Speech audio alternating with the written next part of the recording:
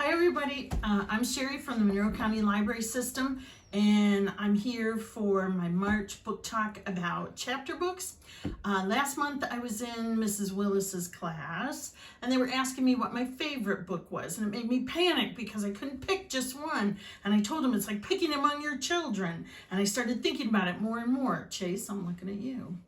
And I eventually came up with my top 10 chapter books, sent those on to Mrs. Willis's class, and then I thought, I love reading brand new books, and you can see a lot of them that I'm working on behind me, but there are books that I think are so great that I would love to share them again and again.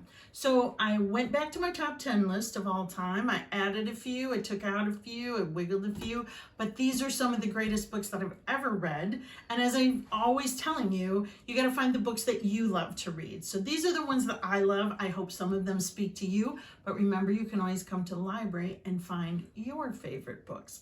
So the book I started talking about last month when I was in Mrs. Willis's class that got this conversation going was Brown Girl Dreaming. This is a book by Jacqueline Woodson. She is an amazing author for young people and adults. This is a story, her true story, fictionalized, about her growing up as a Black girl who lived sometimes in the South, sometimes in the North, and how both of those places felt like home, but also had their challenges and struggles.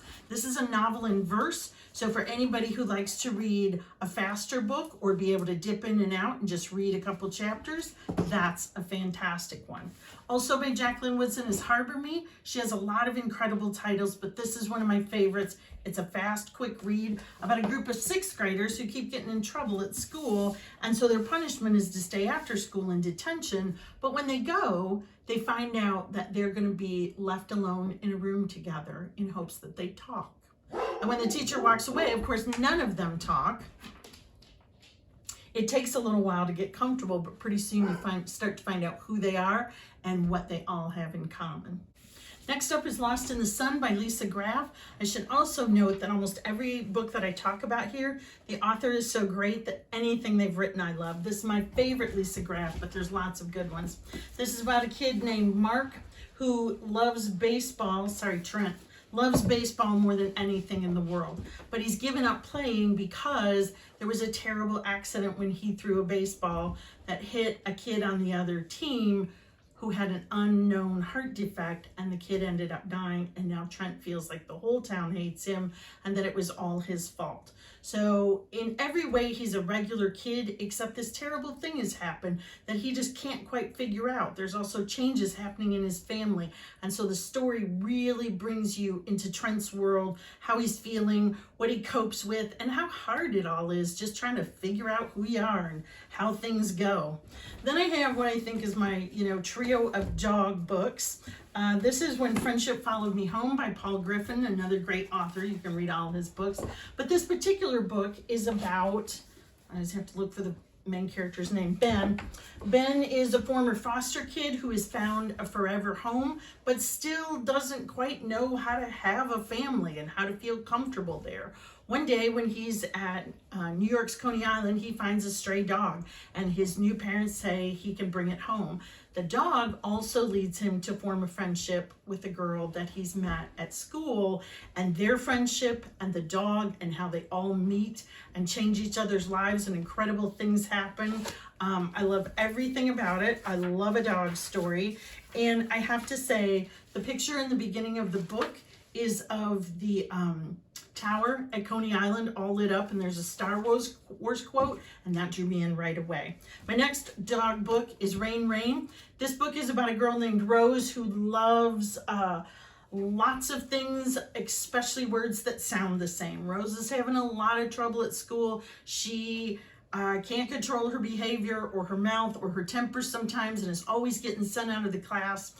Her dad takes good care of her, but he is a recovering Army veteran who is struggling with his own issues and sometimes just doesn't know how to relate to Rose. One night he brings home a dog, and that dog becomes Rose's best friend. She doesn't have very many friends, and so the dog, who she names Rain, becomes her closest pal. And one night there's a terrible storm, and in the middle of the night her dad lets Rain out outside and Ray never comes back. And what you think is going to happen in this book is not what happens in this book. I did not see the twist coming, and when I read it, I just felt incredible about the whole idea that this author took me someplace I never planned on. I should also say, you're going to notice from a lot of these books, I like a book with big feelings. I like a book with a twist and a book that takes me someplace and then turns in a way that I didn't know was going to happen and creates all the feels. The Honest Truth was another book I talked about in Mrs. Willis's class. This is the story of, this one is about Mark. And in all the ways that matter, Mark is a normal kid like any other. He has a best friend, he has a beloved dog, and he used to love to climb mountains, go mountain climbing and hiking with his grandpa before his grandpa passed away. But Mark is really sick, and he has been in and out of hospitals, and he is so tired of it all, he just wants to run away and climb up to Mount Rainier with his dog like he planned to do with his grandpa. Some things go really well in Mark's journey, some things do not go well, and again, some things were so unexpected and intense. I had to drop this book several times. I yelled out loud several times. I love everything that this author writes, including my next pick, which is The Remarkable Journey of Coyote Sunrise. Coyote and her dad have been on the road for 5 years, traveling around the country in an old school bus. That's how long it's been since her mom and her sister passed away in a terrible car accident. Coyote wants to go back to where they once lived and where she and her mom and her sister buried a treasure chest, a memory box for the family, and is trying to convince her dad to get closer and closer to where that box is buried. But he's reluctant to go back to where they once all lived so happily together. In the meantime, on this journey, they pick up all kinds of interesting characters, some who stay a long time, some who are in the story for a short time. But this book made me want to sing and shout. It's incredible. So that's kind of my dog series. I want to mention Fish in a Tree. This is a wonderful book about a girl named Allie who really can't read. Her family moves around a lot, and she has never been able to understand what it is to read, and she has figured out how to get every new teacher distracted or with tricks so that maybe they don't find out until one day they stay longer than expected in a town where Allie's teacher figures out that she can't read and helps her to figure out why. The idea of not being able to read is so overwhelmingly awful to me that this girl's journey was something that meant a lot to me. This is Wish Tree by Catherine Applegate. Again, an author you can read all her books. Fantastic. And it is about the tradition of trees that truly are wish trees, where people go out and hang their wishes all over their branches. There's a very old oak tree named Red, and the book is told from the tree's point of view, who becomes the wish tree for a girl who is new to the neighborhood and who is not being welcomed for a lot of reasons, who her family is, where they're from. It's a pretty short read, and it makes me want to create my own wish tree. Love everything about it. Of course, I have to mention Jason Reynolds, and the track series in particular starts with Ghost. This is the story of Castle Cranshaw, whose nickname is Ghost because he's into running.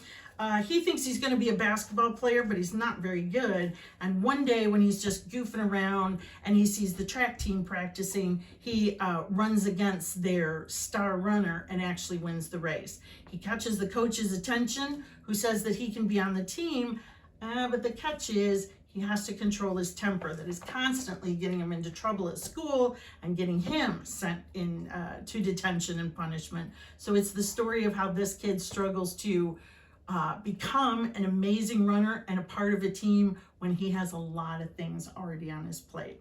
Last but not least, and that's top 10 as fast as I could go. My director wants me to always limit it to 10, but I got to do the 11th because it's the Mixed Up Files of Mrs. Basil E. Frankweiler.